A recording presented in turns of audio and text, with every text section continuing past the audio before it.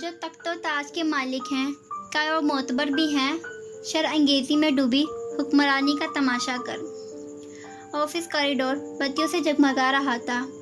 Alisha phone کان سے لگائے سبق رفتاری سے چلتے ہوئے بولتی جا رہی تھی۔ ہاں حنین، تم بالکل بھی فکر مت کرو، سب کچھ ٹھیک ہو جائے گا، خدا بہتر کرے گا۔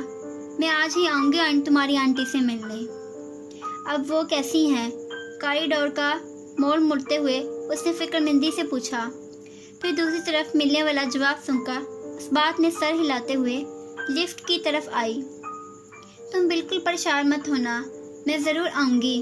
خدا نے چاہا تو وہ جلد ٹھیک ہو جائیں گی، کیونکہ کڈنیز مکمل طور پر فیل ہو چکی ہیں۔ لفٹ کا بٹن دباتے ہوئے اس کے چہرے پر سوگواریت اتری۔ آئی ایم سوری حنین، چلو اوکے، شام کو ملتے ہیں۔ موبائل بند کیا اور سامنے دیکھا۔ لفٹ کے دروازے کھل چکے تھے۔ وہ اندر آئی، مطلوبہ فلور پہ انگلی رکھی اور گہری سانس لے کر گردن اکڑا کر خود کو جیسے کسی معرکے کے لیے تیار کیا۔ دروازے بند ہوئے، لفٹ اوپر کی طرف بڑھنے لگی۔ ہر گزرتی منزل علیشہ کا اعتماد ڈگمگا رہی تھی۔ اسے لگا اس کا چہرہ سفید پڑ رہا تھا۔ اس نے رخ پھیر کر لفٹ کی دھاتی دیوار میں اپنا عکس دیکھا، پھر سیاہ سلکی بالوں میں ہاتھ پھیرا، سرمئی آنکھوں کو سیکٹر کر تنقیدی نظروں سے دیکھا کہ کہیں وہ گھبرائی ہوئی تو نہیں لگ رہی، مگر نہیں، بظاہر تو وہ پر اعتماد لگ رہی تھی۔ سرخ شرٹ، سفید پینٹس اور لمبی ہیل کی سینڈل میں ملبوس، کونی پہ پر ٹکائے وہ اندر سے جتنی ڈری سہمی ہوئی تھی اتنی لگ نہیں رہی تھی۔ مطلوبہ فلور آن پہنچا تھا، دروازے کھلے، وہ اسی اعتماد سے چلتی ہوئی راہداری میں آگے بڑھ گئی۔ کتنے ہی آفس کراس کیے، کتنے لوگوں کے سامنے سے گزری بغیر نظر ملائے۔ اسے معلوم تھا کہ اسے کس آفس میں جانا ہے۔ سب سے بڑا آفس سب سے آخر میں تھا۔ علیشہ اس کے قریب بس لمحے بھر کو ٹہری۔ باہر موجود سیکرٹری نے سر اٹھا کر اسے دیکھا۔ میں آپ کی کیا مدد کر سکتی ہوں؟ اس نے پکارا۔ علیشہ ذرا سا مسکرائی۔ اورنگزیب کاردار نے مجھے بلایا ہے، میری ان سے اپائنٹمنٹ ہے۔ اس کی بات پر سیکرٹری قدرے اجنبی سے اپنے نوٹس کھنگالنے لگی۔ علیشہ نے گردن پھیر کر بند دروازے کو دیکھا۔ یہاں سے وہ اندر کا منظر نہیں دیکھ سکتی تھی۔ اندر آفس میں کنٹرول چیئر پر اورنگزیب کاردار اپنی مخصوص تمکنت کے ساتھ بیٹھے تنے آئیبرو کے ساتھ اس نوجوان کو سن رہے تھے جو سامنے کھڑا ایک پریزنٹیشن دکھا رہا تھا۔ وہ پی کیپ پہنے لاپرواہ سے حلیے والا نوجوان ان کا امیج کنسلٹنٹ بھی تھا اور کیمپین مینیجر بھی۔ وہ کافی متانت اور اپنی عمر سے زیادہ سمجھداری سے بولتا ایک چیز سمجھا رہا تھا، جسے میز کے مقابل کرسی پہ بیٹھا لیپ ٹاپ پہ کام کرتا ہاشم بہت ہی بیزاری سے سن کر نظر انداز کیے جا رہا تھا۔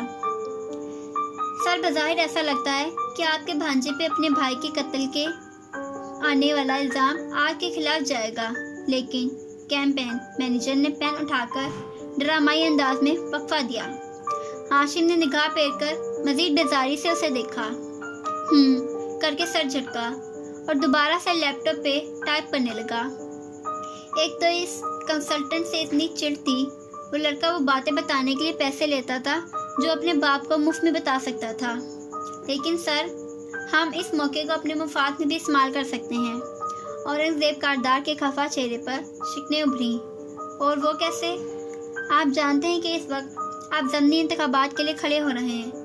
ایسے میں کچھ کی پلیئرز اپنے مطلوبہ امیدواروں کے بجائے آپ کو اٹھتے دیکھ کر آپ کے خلاف استعمال ہونے والا کوئی موقع ضائع نہیں کریں گی۔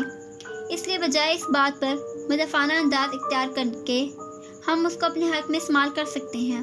جیسے جوش میں کہتے ہوئے وہ اپنے ہاتھ میں پکڑے ٹیبلٹ کو اورنگزیب صاحب کے پاس لایا اور ان کو کچھ دکھانے لگا۔ یہ وہ بیان ہے جو آپ پریس کے سامنے دیں گے، جس سے ایسا لگے گا کہ آپ کو کہ اپنے بھانجے کے اس عمل سے خفا ہیں، لیکن اپنے رسل و رسوخ کا استعمال کیے بغیر اس معاملے کو قانون پر چھوڑ رہے ہیں۔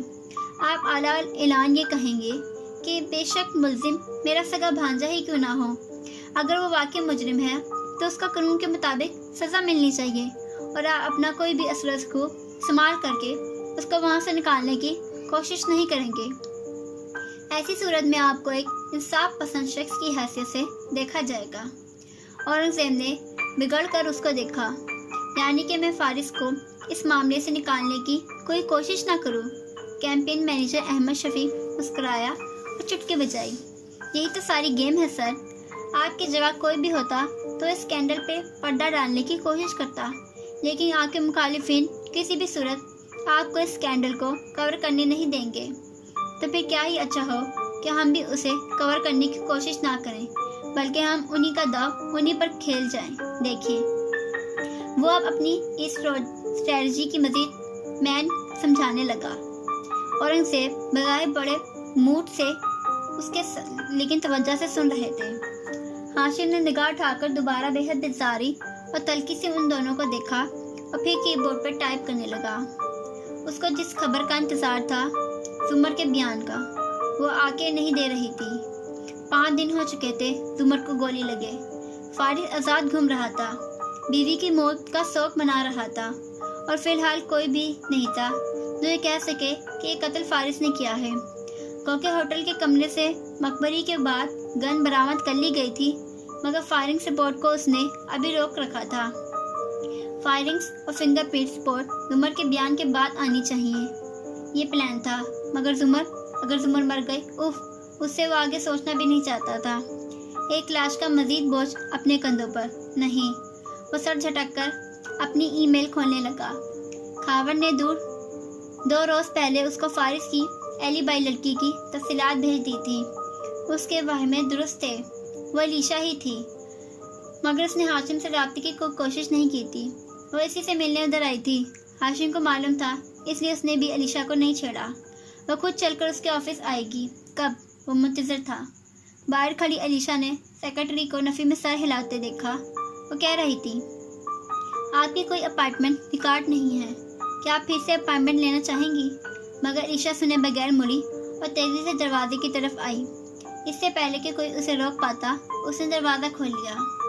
سب سے پہلے ہاشم نے چوک کر دیکھا تھا، اور پھر وہ ایک دم اٹھ کھڑا ہوا، بالکل سپاٹ، سرسا۔ اورنگزیب نے ہاتھ میں پکڑے ٹیب پر احمد شفیق کی پریزنٹیشن دیکھتے جیسے سر اٹھایا تو وہ بھی ایک دم بالکل ٹھہر سے گئے۔ وہ دروازے میں کھڑی تھی اور سیکرٹری پیچھے سے آ کر اسے روکتے ہوئے سخت سست سنا رہی تھی۔ اورنگزیب صاحب کے ساتھ چونکہ کنسلٹ لڑکے نے بھی باری باری ان دونوں باپ بیٹے کے تاثرات دیکھے اور پھر سیدھا ہوا، سیکرٹری کو اشارہ کیا اور خاموش ہو کر پیچھے ہٹ گئی۔ علیشا 2 قدم مزید اندر آئی۔